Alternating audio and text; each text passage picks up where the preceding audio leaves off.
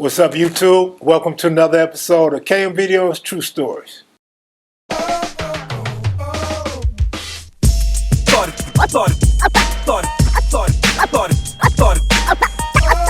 This gangsta shit, and this the motherfucking thanks I get. Hello, I started this gangsta shit, and this the motherfucking thanks. I started this gangsta shit, and this the motherfucking thanks I get. That was it. I never stopped banging. I started banging hard, then I got so hard till it was a shame. Welcome to another episode of kevmacvideos True Stories. This story takes place in 1984 in the hood. I got suspended from school in the 11th grade, and I ended up running away from home. So I'm staying with the homie Steve. Steve lives near Little Crazy Boy, and in between him and Little Crazy Boy lived another guy named Bert. Bert was just a friend. Bert is the guy that, if you watch my live streams, I socked him in his jaw. He socked me in my jaw. I socked him in the jaw. He socked me in my jaw. And I was like, cool. Like, my jaw was hurting for a week. It was hard to eat and everything. So that guy, right? So Bert is this short dude, big ears like me. His ears stick out like Mad on the Mad magazine. Funny dude, liked to joke, liked to play, stuff like that. But he didn't gang bang. He wasn't no gang member. But liked to play basketball, liked to hit up on walls with the New York graffiti. And Bert had these miniature Doberman pinchers.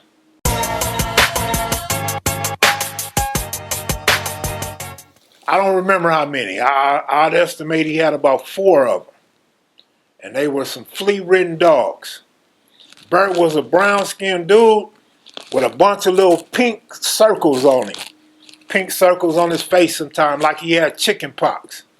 And you be talking to him, he be scratching his forearm and shit. He be scratching behind his neck because of the flea bites that he had consumed from letting his dogs live in the house. It was him and his dad. They lived together. And they lived with the fleas, too.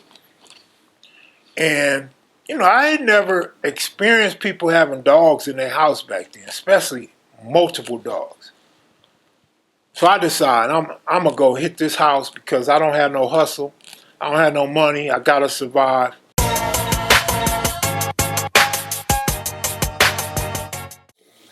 So I go break into this house. Oh, man, when the smell hit me, I damn near fainted. I damn near turned around and ran out. Nigga, like a nigga was up in there with a Uzi or something. Because that smell, man, it really felt like I got smacked in the face. I couldn't take the smell. So now I got to hurry up and find what's in the house because I can't take the smell. So when I get into the house, man, I pinch my nose. I'm holding my nose. Can't really breathe. But these loud-ass dogs, they irritate. They barking, they barking, they bark. They really some mutts because they're not trying to bite me. They just trying to make people aware that somebody is in the house. So I remember I grabbed 2 of them and I put them in a pillowcase. And I take the pillowcase and I throw the pillowcase in the bathroom. And I shut the door.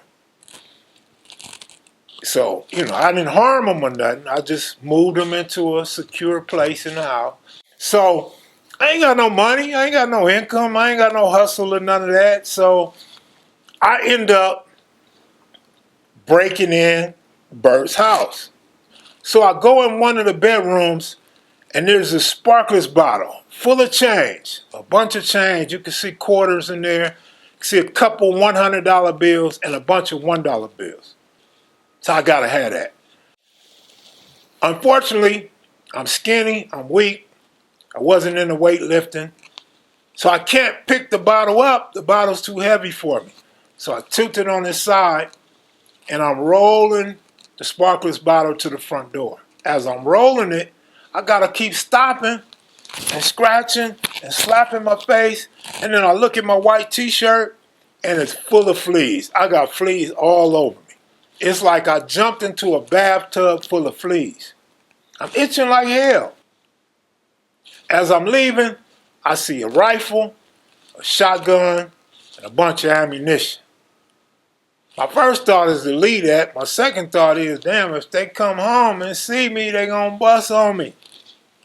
So I grab a rifle, I leave the shotgun, and I go to the homie's house. I go right around the corner to the homie's house, and I tell him, hey man, I need help moving this sparklers bottle.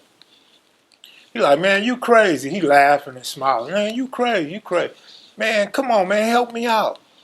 So he was strong. He was thicker and stronger. He grabbed the bottle, brought it to the house. We emptied it. We split the money. And, man, that shit was crazy, man. You know, I felt bad going in the homeboy spot, but, man, I had to survive. And they obviously wasn't starving for no money. I was in survival mode. I'm gonna be honest with you though, man. Those fleas is the only reason why I didn't find nothing else in that house. Like, do you really got time and you really can survive that flea attack to be going through drawers and lifting up mattresses and looking up under places where you think money might be? Or some pistols or anything like that, man? No, I couldn't do all that. I, as a high schooler back then, man, I was cool with the little money I got. All the flea bites to prove it and shit. Man, I'm like, when this nigga see me, and the nigga see all my bites like he got, he gonna know it was me. So I started wearing long sleeves and shit. Wearing long sleeves so couldn't nobody see the flea bites on me and shit. Man, I said, man, I would never have a dog live with me. Now, here we are in 2000. Everybody got dogs living with them, but I don't know about fleas. I don't know. Fleas was a thing back then. It was like an epidemic in the hood at that house. But hey, that's going to do it for this episode of KM Video True Stories. Hope you liked it. Click the like button, share, subscribe, whatever.